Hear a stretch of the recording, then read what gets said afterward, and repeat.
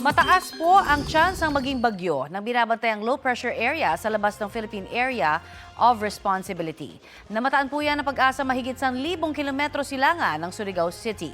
Posible ngayong araw ay pumasok na ang nasabing LPA sa PAR. At kung maging bagyo, tatawagin niya na bagyong Basyang. Sa inisyal na datos ng pag-asa, simula Huwebes hanggang sa weekend ay posibleng dumaan ang potensyal na bagyo sa pagitan ng Visayas at Mindanao hanggang sa makarating sa Palawan.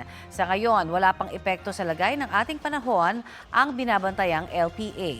Hanging amihan ang umiiral pa rin sa buong Luzon habang shear line ang magpapaulan ng husto sa Visayas at ilang panig ng Mindanao.